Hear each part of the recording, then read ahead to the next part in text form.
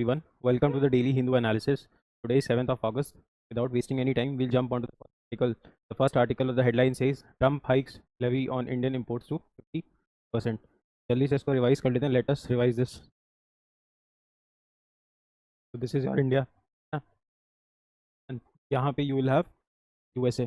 है ना? Now US is exporting something which is getting imported in India. ठीक?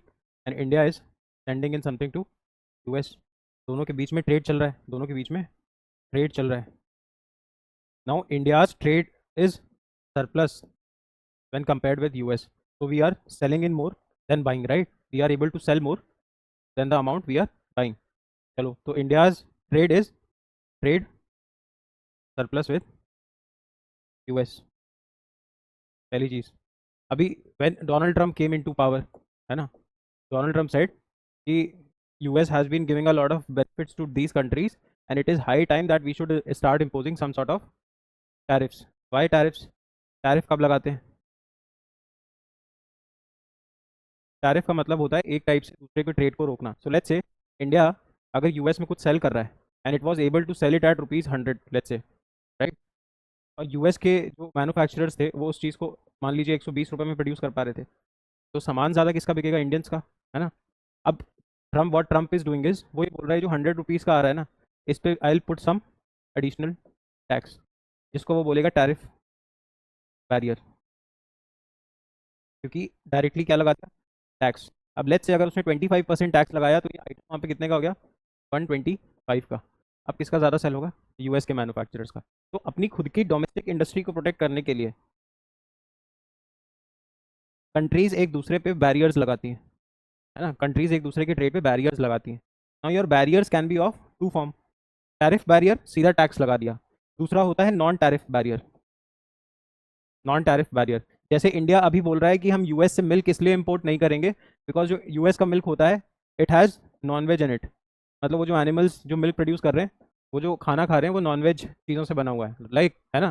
तो जो उनके टैबलेट्स हैं वो दूसरे एनिमल्स के ब्लड से बने हुए हैं. तो इंडिया बोल रहा है it is non veg milk. तो ये एक टाइप का बैरियर है कि तुम यूएस हमारे वहाँ मिल्क मत सेल करो, because if US starts importing milk to India तो इंडिया का जो लोकल मिल्क प्रोड्यूसर है वो परेशान हो जाएगा. वाई? क्योंकि देखो इंडिया एक तो दुनिया का मिल्क प्रोडक्शन में भी स्टैंड रैंक 1, राइट, बट हमारे वहाँ कंजम्पशन भी बहुत ज़्यादा है क्योंकि milk is use for religious purposes और vegetarian population uses it for protein purposes. तो इंडिया में मिल्क का कंजम्पशन भी बहुत ज़्यादा है. अब यूएस में कंपैरेटिवली मिल्क प्रोड्यूस बहुत होता है. अच्छा, उनके जो एनिमल्स हैं उनका प्रोडक्शन लेवल भी ज़्यादा है ना, बिकॉज मोर R&D, ज़्यादा R&D करते हैं. अब देखो ना वो अपने कैटल्स को क्या फीड कर रहे हैं, तो उनका प्रोडक्शन ज़्यादा है. दूसरा उधर डिमांड इतना है नहीं मिल्क का. They will start selling milk to India. अब इससे परेशान कौन होगा? जो हमारा मिल्क प्रोड्यूसिंग फार्मर है. तो हमने उस पर एक नॉन टैरिफ बैरियर लगा दिया. ठीक. अभी यूएस सेट कि हम इंडिया में लगाएंगे 25% का टैरिफ बैरियर. Tariff barrier. और कल ही डोनाल्ड ट्रंप ने बोला था कि I will increase this barrier. तो उन्होंने अभी एडिशनल 25% बैरियर और लगा दिया. But this will become effective only after 3 weeks. ये तो 1 अगस्त से इफेक्टिव हो गया और ये 3 वीक्स पे इफेक्टिव हो जाएगा. अब हमारी मिनिस्ट्री ऑफ कॉमर्स क्या बोल रही है? हमारी मिनिस्ट्री ऑफ कॉमर्स बोल रही है कि रशिया के ये यूएस का डबल स्टैंडर्ड्स है. और होगा क्या तुम देखो ना. अब जब टैरिफ बढ़ेगा, टैक्स बढ़ेगा, तो जो इंडिया से जाने वाले एक्सपोर्ट्स थे यूएस में वो डिक्रीज नहीं कर जाएंगे. जो चीज़ पहले 100 पे सेल कर पा रहे थे अब वो 125 की सेल होगी. उसकी डिमांड कम हो जाएगी. उसकी डिमांड कम हो जाएगी उस प्रोडक्ट की यूएस में, अब क्योंकि रेट बढ़ गया. अब जब उसकी डिमांड कम हो जाएगी तो फैक्ट्री में उसका प्रोडक्शन भी कम हो जाएगा. जब फैक्ट्री में उसका प्रोडक्शन कम हो जाएगा तो फैक्ट्री में एम्प्लॉयमेंट भी कम हो जाएगी, है ना. अब कम वर्कर्स चाहिए, पहले ज़्यादा डिमांड थी, ज़्यादा वर्कर्स चाहिए थे. जब कम एम्प्लॉयमेंट हो जाएगा तो लोगों की जनरल इनकम लेवल भी कम हो जाएगी. इनकम लेवल कम होगी तो वो देश में डिमांड कम करेंगे और सेविंग भी कम करेंगे. अगर सेविंग कम होगी देश में तो देश में इन्वेस्टमेंट भी कम हो जाएगा और डिमांड कम होगी देश में तो ऑटोमेटिकली प्रोडक्शन कम हो जाएगा. तो हम एक विशेष साइकिल में फंसते हुए नजर आ रहे हैं because ministry of commerce has said that India से जाने वाले यूएस में जितने भी एक्सपोर्ट है around 55% of them will be affected by it. अभी जो एक्सपोर्ट्स हो रहे थे इनका मैन्युफैक्चरिंग तो इंडिया में ही हो रहा था ना. समझ में आया कैसे हमारी डोमेस्टिक इंडस्ट्री हैम्पर होगी. अब 25% टैरिफ बढ़ा भी दिया है. Now why is US doing this? US ये कर क्यों रहा है? यूएस बोल रहा है कि ये जो रशिया यूक्रेन वॉर हो रहा है India is also funding it in a way. कैसे? क्या जो वॉर में आर्म्स और एम्यूनिशन यूज़ करेगा, आर्म्स यूज़ करेगा, एम्यूनिशन यूज़ करेगा, है ना, इसके लिए इसको क्या चाहिए होगा? पैसा। अब ये पैसा रशिया के पास कहाँ से आ रहा है? मल्टीपल वेज है, but US like Donald Trump allegation लगा रहा है कि इंडिया जो ऑयल खरीद रहा है रशिया से, it in a way is sending in dollars to Russia, के बदले में Russia is providing us with oil, है ना। तो in a way we are doing business with Russia. अब यूएस का एक लॉ है which is called as CAATSA, countering American adversaries through sanctions act, जिसमें अमेरिका ये बोलता है कि अगर कोई नेशन हमारा एडवर्सरी है, लाइक एनी नेशन जो हमारा दुश्मन है, उसके साथ आप ट्रेड करोगे तो उस पर US will impose some sort of taxes. तो इसी को देखते हुए US is trying to increase the tariffs on India, है ना। तो दैट इज इट। या इतना आप याद रखो। और रशिया से वी आर इम्पोर्टिंग ऑयल, बदले में इंडिया क्या बोल रहा है कि India is a state of course. Now any place that has its own population, any place that has its own territory, ज़मीन का टुकड़ा, population, any place that has its own government, and any place that has its own sovereignty. Sovereignty का मतलब होता है you can take your decisions freely without any external pressure. Any such decision, whether internal decision or external decision, you are free to take your own decisions. अब India बोल रहा है कि India is a state, right? Donald Trump is trying to breach our sovereignty. How? Sovereignty कैसे breach हो रही है? Sovereignty ऐसे ब्रीच हो रही है, सोवरेनिटी का कॉन्सेप्ट कहता है you should take your decisions on your own, whether internal और external. Now US is telling us not to buy Russian oil. ये यूएस हमें कैसे बताएगा कि हम रशिया से तेल खरीदें या ना खरीदें, है ना। तो इंडिया का एक सोवरेनिटी इशू भी बनता जा रहा है। A question is very much probable from this topic of trade and tariff. बाकी अभी थोड़ा और बॉयल हो जाने दीजिए। What we'll do is we'll try to get a single class for it, but थोड़ी चीज़ें और डेवलप हो जाने देते हैं पहले। चलो, वी हैव कवर्ड दिस। अच्छा हाँ, एक चीज़ और इसमें याद रखो। इंडिया ये बोल रहा है कि यूएस का डबल स्टैंडर्ड्स है। यूएस का क्या है? डबल स्टैंडर्ड है। क्यों डबल स्टैंडर्ड है? क्योंकि इंडिया बोल रहा है यूएस अपने खुद के बहुत सारे न्यूक्लियर रिएक्टर्स के लिए रशिया से चीज़ें इंपोर्ट करता है। मतलब यूएस खुद इंपोर्ट कर रहा है रशिया से अपनी न्यूक्लियर फैसिलिटीज़ के लिए कुछ केमिकल्स का, राइट। इसके अलावा यूरोपियन यूनियन, जो कि अमेरिका की साइड ही रहता है मोस्टली, यूरोपियन यूनियन भी अभी रशिया से ट्रेड कर रहा है। और ये दोनों ही इंडिया से ज़्यादा ट्रेड कर रहे हैं। मतलब जितना ट्रेड इंडिया कर रहा है ना रशिया से, उससे ज़्यादा ट्रेड कर रहे हैं रशिया और European Union, and also Russia and US. अभी तो so there are obviously different reasons why US is trying to blackmail India. Rahul Gandhi ने बोला this is a form of economic blackmail, जो यूएस कर रहा है किसके साथ? इंडिया के साथ। So we have understood this, right? Moving on to the next topic. So welcome to the water day of 7th of August, right? We'll start with tobacco board. देखो tobacco board, अभी monsoon session चल रहा है ना। अभी monsoon session चल रहा है। तो मॉनसून सेशन में, है ना, इंडिया के पार्लियामेंट के 3 सेशंस होते हैं, budget, monsoon and winter. But ये एक कन्वेंशन है। कॉन्स्टिट्यूशन ये कहता है कि the parliament should meet, the houses should meet at least like within 6 months. तो 6 मंथ्स में एक बार मिलना ही मिलना है, विच मीन्स इफेक्टिवली आपको साल में 2 बार मिलना है मिनिमम। बट हम 3 बार मिलते हैं बिकॉज आउट ऑफ कन्वेंशन, ठीक। Budget session is the longest session, winter session is the shortest session. अभी चल रहा है मॉनसून सेशन। मॉनसून सेशन में मिनिस्ट्री ऑफ एग्रीकल्चर से सवाल पूछा गया। मिनिस्ट्री ऑफ एग्रीकल्चर से सवाल पूछा गया। Now who is the minister of agriculture in India? तो the minister is mister Shivraj Singh Chouhan. Shivraj Singh Chouhan, ठीक। तो मिनिस्ट्री ऑफ एग्रीकल्चर से सवाल पूछा गया कि are you running any programme, are you running any programme wherein you are promoting tobacco. मतलब ministry of agriculture से सवाल पूछा कि भाई तुम क्या देश में ऐसा कोई प्रोग्राम चला रहे हो जिससे प्रमोशन किसकी हो रही हो? टोबैको की। तो मिनिस्ट्री ऑफ एग्रीकल्चर का रिप्लाई आया, मिनिस्ट्री ऑफ एग्रीकल्चर का रिप्लाई आया। और मिनिस्ट्री ऑफ एग्रीकल्चर ने रिप्लाई दिया कि देखो टोबैको जो है ना, टोबैको इंडस्ट्री जो है, although it is a plant, although it is a crop, but tobacco industry को मिनिस्ट्री ऑफ एग्रीकल्चर रेगुलेट करती ही नहीं है। टोबैको इंडस्ट्री को रेगुलेट करने के लिए हमारे पास एक स्पेसिफिक स्टैट्यूटरी बॉडी है, जिसका नाम है tobacco board of India. Tobacco board of India. Now tobacco board of India is a statutory body, is a statutory body. Statutory body का मतलब होता है any such body that is form through an act, through a law. So it is a statutory body established through the Tobacco Board of India Act 1975. Hence it is completing its 50 years, क्योंकि हम 2025 में खड़े हुए हैं तो 50 years हो रहे हैं, तो a probable question can come, right? अब टोबैको बोर्ड ऑफ इंडिया का हेडक्वार्टर है गुंटूर में। Where is Guntur? Guntur is in Andhra Pradesh. Tobacco board of India is regulated by the ministry of commerce. India में चाहे कॉफी बोर्ड हो, चाहे जूट बोर्ड हो, नहीं जूट तो रेगुलेट होता है, एमएसपी मिलता है, तो your coffee board, let's say your tea board, है ना, या फिर आपका टोबैको बोर्ड, ये जितने भी बोर्ड हैं, इवन योर कॉयर बोर्ड, ये जितने भी बोर्ड हैं, all of these boards are statutory bodies and are made by law and are regulated by ministry of commerce. Now who is the minister of commerce right now? Mister Piyush Goyal. समझ में आया? ये news है। India में हम tobacco promote तो नहीं करते, बट ऑफकोर्स टोबैको का डिमांड है मेडिसिनल पर्पजेस के लिए भी। तो we are the second highest exporter. दुनिया में सबसे ज़्यादा टोबैको एक्सपोर्ट करता है ब्राज़ील, उसके बाद India. India stands rank 2। We are the fourth largest producer of tobacco, और इंडिया में सबसे ज़्यादा टोबैको होता है Andhra Pradesh and your Karnataka region. समझ में आया? Understood? This is something that we need to learn for our examination. इसके अलावा बहुत सारी स्टोरी है। समझ में आ रहा है? चलो,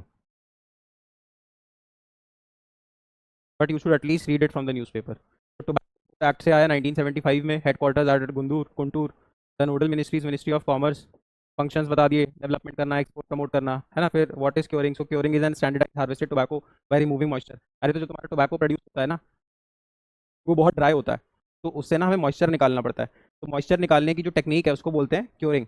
3 types of techniques are there. एक होता है एयर क्योर्ड, इसमें क्या करते हैं, खुले में ही टोबैको डाल देते हैं तो वो हवा से ही सूख जाता है। Then there is fire cured, तो इसमें हम आग लगा के उसका मॉइस्चर निकालते हैं। And then it is flue cured. Flue cured क्या कहता है? देखो, लिसन,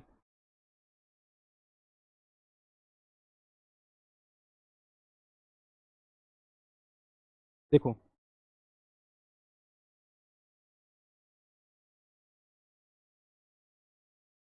ये जो तुम्हारा टोबैको है,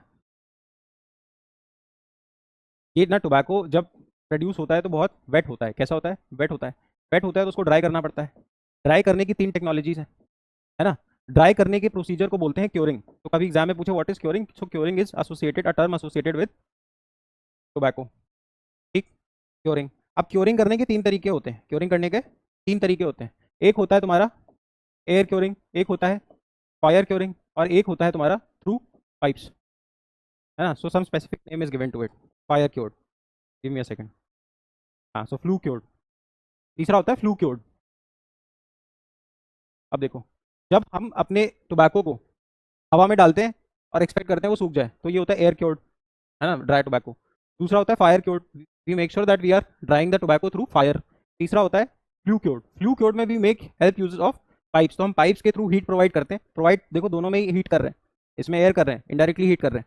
इसमें भी हीट कर रहे हैं, सीधे जला रहे हैं इसमें, बट हम पाइप्स के थ्रू हीट भेज रहे हैं, जला नहीं रहे, है ना।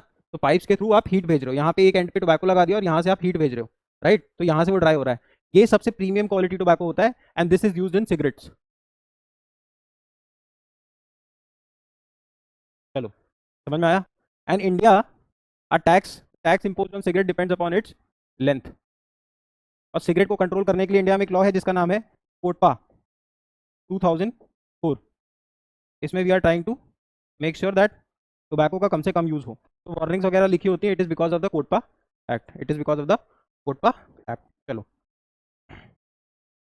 ये हमने समझ लिया, क्योरिंग समझ लिया, ये फ्लू क्योर जीनिया बता दिया, प्रीमियम लेवल, हाई लेवल। चलो हाँ, ठीक है। चलो, Karnataka is the largest producer, Karnataka and Andhra Pradesh, है ना। चलो, fourth largest producer is India, second largest producer of tobacco globally after China, fourth largest producer of flue cured Virginia. देखो, टोबैको प्रोडक्शन में भी are second largest after China, but जो flue cured Virginia tobacco होता है which is used in cigarettes, इसमें हम fourth largest producer है, largest being China, and second largest exporter of tobacco. अब ये देखो क्या, supreme court empowers pollution control board to impose environmental compensation.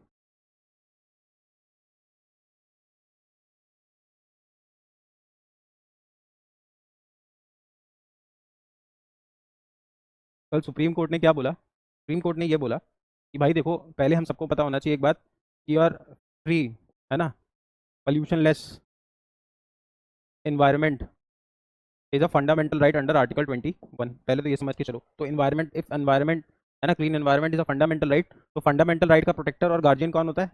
Supreme court. तो अगर मेरा फंडामेंटल राइट ब्रीच होगा तो सुप्रीम कोर्ट मुझे बचाने आएगा। जब हमने देखा कि हमारे वहाँ बहुत सारे इन्वायरमेंटल हैजार्ड्स हो रहे हैं, है ना, water is being polluted, air is being polluted, soil is being polluted, right, different forms of pollution are happening in India.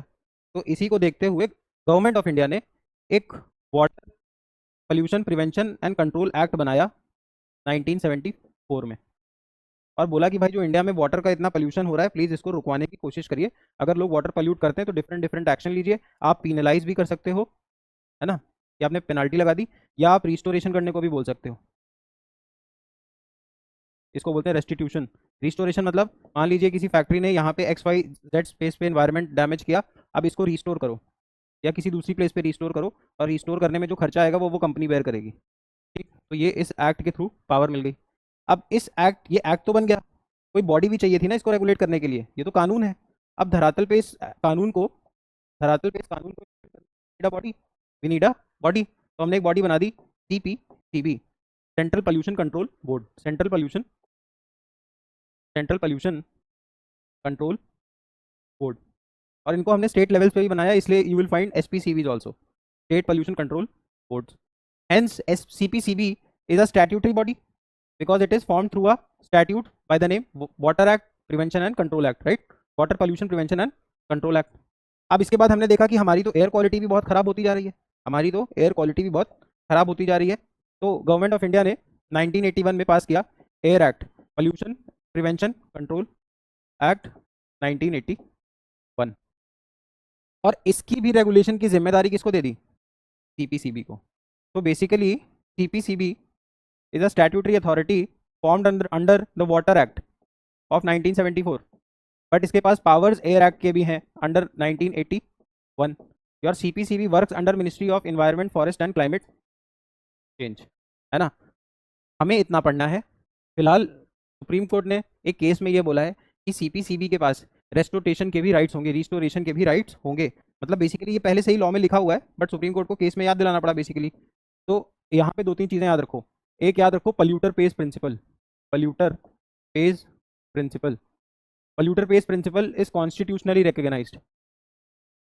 पल्यूटर pays principle का कॉन्सेप्ट कहता है कि जिसने पोल्यूशन किया है वही पे करेगा। So let's say if XYZ industry is polluting something, then XYZ industry will have to pay for it also, है ना। तो पल्यूटर पेज याद रखोगे। इसके अलावा what you have to remember is कि ये जो CPCB है, इट कैन पीनलाइज ऑल्सो, है ना, आप फाइन भी लगा सकती है और रिस्टोरेशन के लिए भी बोल सकती है ना। तो both type of rights are available to CPCB in India. Remember polluter pays very important. अच्छा, Taj trapezium case also becomes very important for you, जिसमें हमने ये रिकॉग्नाइज किया था कि मथुरा के पास की ऑयल रिफाइनरीज की वजह से Taj is getting yellowish in colour, sulphuric acid आ रहा था फैक्ट्रीज का निकल के, जो ताजमहल को येलोइश बना रहा था। इसके अलावा you have to remember the MC Mehta case, है ना, जो भोपाल गैस ट्रेजिडी हुई थी, है ना, जिसमें the gas was methyl isocyanide, union carbide, union carbide. चलो, इतना याद रखोगे और दैट विल बी सफिशिएंट। इसको वापस पढ़ सकते हो। Supreme court empowers pollution control board to impose environmental compensations. मतलब आपको मैं एम्पावर कर रहा हूँ, supreme court is empowering pollution control board. कौन से pollution control board? Central pollution control board, CPCB। अरे PCB लिखा हुआ है, इसमें सेंट्रल लगा दो CPCB, स्टेट लगा दो SPCB टू इम्पोज एनवायरमेंटल कॉम्पनसेशंस। आप कॉम्पनसेशन लगा सकते हो, पहले भी कई बार बोला हुआ है, बट वापस से इस बात को बोला तो ये न्यूज़ में आ गया। देखो, वाटर एक्ट, एयर एक्ट, आपको सेक्शन याद करने की जरूरत नहीं है। यूनिट लगाते हो खाली, है ना, पेनल्टी लगाते हो। रेस्टिट्यूशनरी होता है जब आप उसको रेस्टिट्यूट मतलब रिस्टोर करने को, ये रेस्टिट्यूशन जो वर्ड आया है ये आया है रिस्टोर से। रिस्टोर मैंने आपको बताया कि वापस से सही करो। फिर पल्यूटर पेज प्रिंसिपल इज इंपॉर्टेंट, वो मैंने आपको बता दिया, it is a constitutional and statutory obligation. कई सारे कानून तो पल्यूटर पेज को सपोर्ट करते ही है, साथ में कॉन्स्टिट्यूशन भी सपोर्ट करता है। चलो, वाटर एक्ट याद रखो, अब ये भी याद रखोगे, जैसे जजमेंट के लिए एपेक्स अथॉरिटी है सुप्रीम कोर्ट, बैंकिंग के लिए एपेक्स अथॉरिटी है आरबीआई, इंश्योरेंस के लिए एपेक्स अथॉरिटी है आईआरडीए, पेंशन फंड के लिए एपेक्स अथॉरिटी है पीएफआरडीए, इलेक्शंस के लिए एपेक्स अथॉरिटी है ईसीआई, ऑडिट के लिए एपेक्स अथॉरिटी है कैग। वैसे इन्वायरमेंट के लिए इंडिया में एपेक्स अथॉरिटी है सीपीसीबी। Very powerful body. चलो, बहुत छोटी सी न्यूज़ है, don't you don't have to remember allot. इसमें कह रहे हैं WHO and IRCH workshop on herbal medicine safety and regulations. मेरे हिसाब से you don't have to remember anything. WHO की हेडक्वार्टर याद रखो, जेनेवा में है। IRCH एक ऑर्गेनाइजेशन, याद नहीं रखना, बस ये कह रहे हैं हम हर्बल मेडिसिन जो यूज़ होती है उसकी सेफ्टी पे काम करेंगे, है ना, उसका ट्रायल सही हो रहा है कि नहीं, so that we can increase the market, है ना, एंड कमर्शलाइज इट मोर, क्योंकि हमें इसका साइंटिफिक क्या चाहिए होगा, रिकग्निशन भी चाहिए होगा। तो हम ये कह रहे हैं कि इसके हम सेफ्टी और रेगुलेशन पे काम करेंगे, IRCH और WHO मिलके। साथ में इसको मिनिस्ट्री ऑफ आयुष भी देखेगी। आयुष मिनिस्ट्री कौन सी है? अब हर्बल मेडिसिन कैसी मेडिसिन है, थोड़ा सा समझ लो। चलो, हर्बल मेडिसिन कैसी मेडिसिन है? ट्रेडिशनल मेडिसिन है। कैसी मेडिसिन है? ट्रेडिशनल मेडिसिन है। अब ट्रेडिशनल मेडिसिन और ट्रेडिशनल हेल्थ केयर को सपोर्ट करने के लिए Modi ji has launch this ministry called ministry of Ayush, where A stands for Ayurveda, Y stands for Yuddha, U stands for Unani, S stands for Siddha, H stands for homeopathy. और इसमें Ladakh reason का एक medicine method और है, सोवा रिक्पा। ये पेक्यूलरी कहाँ से? Ladakh, specifically from Ladakh. तो ये सारे ट्रेडिशनल मेथड्स हैं मेडिसिन के, आयुर्वेदा, युद्धा, यूनानी, सिद्धा, होम्योपैथी, सुवारिकपा। इन सबको प्रमोट करने के लिए मिनिस्ट्री ऑफ आयुष बनाई गई थी, है ना, ताकि इनको ज़्यादा रिकग्निशन मिले, and Ayush stands for all of this. ये एक चीज़ है जो इंपॉर्टेंट है, विच यू शुड रिमेंबर। हाँ, 80 years ऑन फ्रॉम हिरोशिमा। तो अब जैसे कल 6 अगस्त हुआ, तो आप सबको पता है 1945 में 6 अगस्त और 9 अगस्त को 6 अगस्त को हिरोशिमा में, 9 अगस्त को नागासाकी में दो एटॉमिक बॉम्ब्स डाले गए। एटॉमिक बॉम्ब्स जब बनाए गए थे, उस प्रोजेक्ट को बोलते हैं project Manhattan. Project Manhattan. Project Manhattan के थ्रू यूएस ने वो न्यूक्लियर बॉम्ब्स बनाए, और न्यूक्लियर बॉम्ब्स टेस्ट कर दिए किसके अगेंस्ट? जापान के अगेंस्ट। जब जापान ने यूएस के पर्ल हार्बर पे अटैक किया था। पर्ल हार्बर उसका एक, लेट्स से, स्मॉल आइलैंड था जिसपे यूएस का कंट्रोल था। जापान ने उस पर अटैक किया, जिसकी वजह से यूएस वर्ल्ड वॉर 2 में एंटर है। ऑफकोर्स वो उसको आना ही था, बस उसने एक इमीडिएट रीजन दे दिया, और हिरोशिमा और नागासाकी पे दो बॉम्ब्स गिराए। जो हिरोशिमा पे बॉम्ब गिराया गया था वो था लिटिल बॉय, और जो नागासाकी पे बॉम्ब गिराया गया था उसका नाम था फैटमैन। तो आप हिरोशिमा, नागासाकी, है ना, पहले एच आता है तो 6 अगस्त को हिरोशिमा, फिर एन आता है तो 9 अगस्त को नागासाकी। पहले लिटिल बॉय आएगा, फिर फैटमैन आएगा, पहले बॉय आता है फिर मैन आता है, तो 6 को बॉय आया था, 9 को मैन आया था। चलो, इसके बाद जापानीज अपनी खुद की लैंग्वेज में हीबा कुशा बोलते हैं उन लोगों को, जो लोग बॉम्ब अफेक्टेड थे, जो लोग बॉम्ब अफेक्टेड थे। और ऐसे लोग, जो लोग डबल सर्वाइवर्स रहे, मतलब उन्होंने हिरोशिमा की भी बॉम्बिंग देखी और नागासाकी में भी बॉम्ब फटते देखा, ऐसे 160 लोग बच गए थे। उनको बोलते हैं डबल सर्वाइवर्स, क्योंकि उन्होंने दोनों बॉम्ब देखे और तभी भी उसके बाद भी देवर सेव्ड। तो इन लोगों को अपनी लैंग्वेज में बोलते हैं वो नीजू हीबा कुशा। तो अब इन लोगों को देखते हुए लास्ट ईयर, अच्छा, एक इन्होंने ऑर्गेनाइजेशन बनाई जो लोग बच गए, तो जापान ने इन लोगों की रिस्पेक्ट में एक ऑर्गेनाइजेशन बनाई जिसका नाम है निहोन हिदान क्यो, उनका लैंग्वेज में निहोन हिदान क्यो। इसको 2024 में नोबेल पीस प्राइज मिला, क्योंकि ये उन लोगों के लिए काम कर रहा है जो ये कहते हैं न्यूक्लियर डिसआर्मामेंट होना चाहिए। अच्छा, जापान में लोग अफेक्ट किससे हुए? न्यूक्लियर बॉम्ब से, हिरोशिमा नागासाकी। कुछ लोग बच गए, है ना। तो सब लोगों ने मिलकर और जापान की गवर्नमेंट ने मिलकर एक ऑर्गेनाइजेशन बनाया निहोन हिदान क्यो, जो ये कहता है कि दुनिया भर में न्यूक्लियर वेपन्स कम बनाओ, न्यूक्लियर डिसआर्मामेंट करो। तुम्हें न्यूक्लियर तक जाना ही क्यों है? क्योंकि न्यूक्लियर वेपन्स इतने पोटेंशियली, इतना ज़्यादा पोटेंशियल रखते हैं कि न्यूक्लियर वेपन्स चाहें तो पूरी दुनिया एक बार में खत्म हो सकती है, राइट। तो ये दुनिया भर में अवेयरनेस फैलाते हैं कि नॉन प्रोलिफरेशन करो, न्यूक्लियर वेपन्स मत फैलाओ, ज़्यादा न्यूक्लियर वेपन्स मत बनाओ, न्यूक्लियर डिसआर्म हो, डिसआर्मामेंट को प्रमोट करो। इसलिए इन लोगों को 2024 में नोबेल पीस प्राइज दिला दिया गया, है ना। तो they won the Nobel peace prize in 2024। You don't have to remember, last year की न्यूज़ है। इसके बाद लास्ट पे आते हैं India and Philippines strategic partnership. इसमें याद रखो अभी फिलीपाइंस के जो प्रेसिडेंट है ना, तो Marco Marco had visited India, तो उनका पीएम मोदी के साथ भी एक विजिट रहा। इसमें छोटा सा ये समझो कि इंडिया और फिलीपाइंस साथ में क्यों आना चाहते हैं। इसको ऐसे समझो, जो चाइना है ना, चाइना का बॉर्डर खत्म हो रहा है, चाइना का जो साउथ चाइना सी है, ये जैसे ताइवान देख रहे हो, है ना, एशिया देख रहे हो, वियतनाम देख रहे हो, इस वाले रीजन को चाइना कहता है ये मेरा है। आज ये तो ये लोग बोलते हैं कि ये तुम्हारे पोजीशन में नहीं है, तो चाइना बोलता है आज नहीं था तुम्हें पास, 2000 साल पहले हिस्ट्री में मैं पढ़ाता हूँ आके, हिस्ट्री में ये सब मेरा था। तो वो क्लेम करता है। अब ये बोलते हैं तुम्हारा नहीं है, ये बोलते हैं तुम्हारा नहीं है। तो इस चीज़ को ऐसे समझो, 1982 में सारे दुनिया ने अग्री किया, almost most of the countries, on a convention called as UNCLOS, which stands for United Nation convention on law of seas. मतलब दुनिया भर के वो सारे एरियाज जहाँ पे ओपन सीज हैं, जहाँ पे किसी का कंट्रोल नहीं है। I guess you should know this.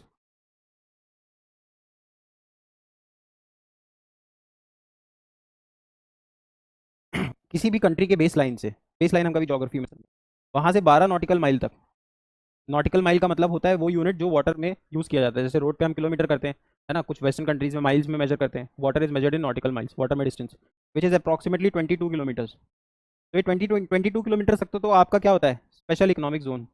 आप इसमें कुछ भी करो, वो कंट्री की टेरिटरी मानी जाती है। 200 नॉटिकल माइल्स तक, लगभग 300 किलोमीटर तक एक्सक्लूसिव इकोनॉमिक जोन माना जाता है। कुछ कुछ एक्टिविटीज़ कर सकते हो, लेकिन पूरी वो आपकी टेरिटरी ट्रीट नहीं होगी। ठीक, अब उस 200 नॉटिकल माइल के बाद जो एरिया किसी के अंडर नहीं आ रहा, जैसे मान लो ये वाला ओपन एरिया है, ये किसी के अंडर नहीं आ रहा, इसको बोलते हैं ओपन सी। इसको बोलते हैं ओपन सी। यहाँ से कोई भी कुछ भी कर सकता है, निकल सकता है, सबके लिए माना जाएगा। इसी को बोलते हैं rule based order. Rule based order, क्यों भाई, रूल है ना, तो रूल में रहो। अब चाइना इसको नहीं मानता, और चाइना मानता तो है, बट चाइना करता क्या है, बोलता है कि भाई जब ये मेरा आइलैंड है, स्कारबोरो आइलैंड, मार्शल आइलैंड, तो ये सब मेरे हैं। जब ये मेरे हैं तो इनके 12 नॉटिकल माइल तक भी मैं हूँ, और इनके 200 नॉटिकल माइल तक भी मैं हूँ। फिर यहाँ भी 12 में हूँ और 200 में हूँ। 12 में हूँ, स्पार्टली आइलैंड, ये सब याद रखो, तीनों नाम दे देगा। स्पार्टली आइलैंड ये भी मेरे हैं। अब यहाँ पे मैं हूँ, 12 तक मैं हूँ और 200 तक भी मैं हूँ। तो वो धीरे धीरे कर क्या रहा है, इस तरीके से साउथ चाइना सी को पूरा अपने कंट्रोल में लेना चाहता है। अच्छा, लोग ये भी बोलते हैं, या लाइक अभी इफ एज एन इंडियन आइल से कि हाँ करता है चाइना, बट ये भी बोला जाता है, बोला क्या जाता है, चाइना ऐसा करता ही है, बहुत सारे आर्टिफिशियल आइलैंड्स बना रहा है। आर्टिफिशियल आइलैंड का मतलब समझो, मान लीजिए इंडिया जाके यहाँ पे एक आइलैंड बना दे आर्टिफिशियल, तो 12 नॉटिकल माइल मेरा, 200 नॉटिकल माइल मेरा, क्योंकि आपकी टेरिटरी की, अभी जैसे अंडमान निकोबार है, तो अंडमान निकोबार पे भी तो हमको ये मिलता है ना, 12 नॉटिकल माइल और 200 नॉटिकल माइल का क्लॉज, तो यहाँ पे भी मिलेगा। चाइना आर्टिफिशियल आइलैंड्स बना रहा है, और छोटे छोटे जो आइलैंड्स हैं इधर के साउथ चाइना सी को, उनको झड़पने हड़पने की कोशिश कर रहा है। ये कंट्री बोलते हैं हमारे हैं, फिलीपाइन जैसे बोलता है स्कारबोरो हमारा है, स्पार्टली डिस्प्यूटेड है, ये बोलता है नहीं हमारा है। अब इस वजह से फिलीपींस और इंडिया के इंटरेस्ट एक हो गए, हो ही जाएंगे, है ना। इसलिए फिलीपींस के जो प्रेसिडेंट थे वो हमारे इंडिया के टूर पे आए थे, कौन, मैक्रो।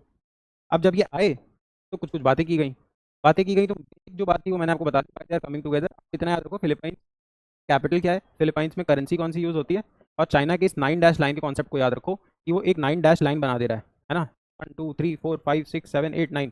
तो वो ये वाला एरिया इस तरीके से अपने कंट्रोल में लेना चाहता है, which is called as south China, claiming कि ये हमारा है। किसको वायलेट करो कर रहे हो, किसको वायलेट कर रहा है, अनक्लॉज को वायलेट कर रहा है। किसको वायलेट कर रहा है, UNCLOS, United Nation convention on law of C.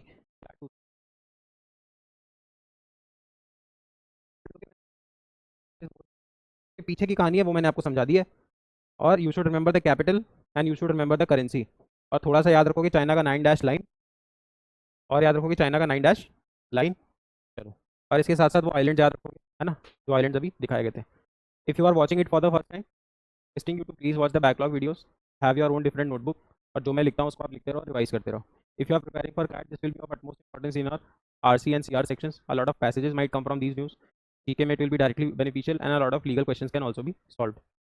Also if you are preparing for CUET, है ना, if you are preparing for CUET, this will be extremely important in your paper 3. This will be extremely important in your paper 3, and a lot of verbal questions can be answered from these passages in your paper 1. If you are preparing for IP MAT, 35% weightage is given to your interview rounds, so this will be very handy if you are preparing for your interviews, right? If you want the PDF of this session, you can install our app. Android पे install करना है, the link is directly given, and if you want to install for your iOS, link दिया हुआ है, but what you have to do is, जब आप link पे जाओगे तो एक रेड कलर का एक आइकन आएगा which would be by the name my institute. वहाँ पे they will ask you the organisation code, the organisation code is ईराबू, right? And for any such course related inquiry, or if you have any doubt, you can give us a call on this number 880-8888-415. Chalo, thank you for now. I wish you have a great day ahead, and keep watching these videos. Abhi you have a long weekend coming on from tomorrow onwards. Please try to cover the backlog is beach mein, so that you can start afresh from Monday. Thank you for now.